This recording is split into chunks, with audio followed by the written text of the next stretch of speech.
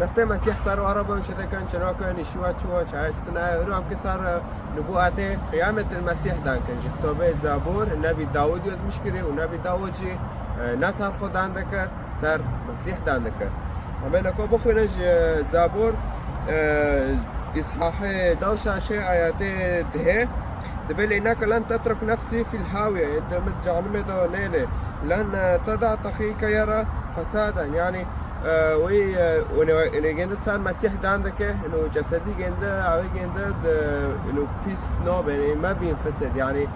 إنه نكو إمام دمري في جسدي ما ده عرضه دمينه وشده به يكرم دخان يعني فساد دبينه يجي فاسده وانو فنقامش أعمال الرسل بخوينا دور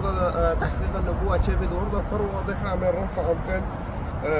أعمال الرسل ضد باسمها أيها الرجال الإخوة يسوغ أن يقال لكم جهارا عن رئيس الآباء داود إنه مات ودفن وقبره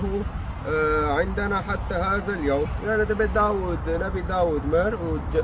تربية جندشي حتى نقول جماله يعني داود كانت عرضه وتربية خدرنا كنا تشجورن يعني وين قواتنا كما خوندي أو صار مسيح نصر داود فإذ كان نبيا وعلم إن الله حلف له بقسم إنه من ثمرة صليبه يقيم المسيح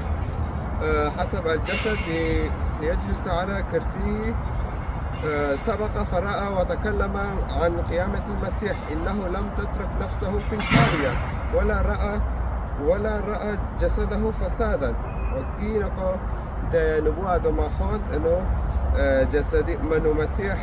ده عرضه ده نامينه وجسدي جندش نيته فاسدان ده خرانابه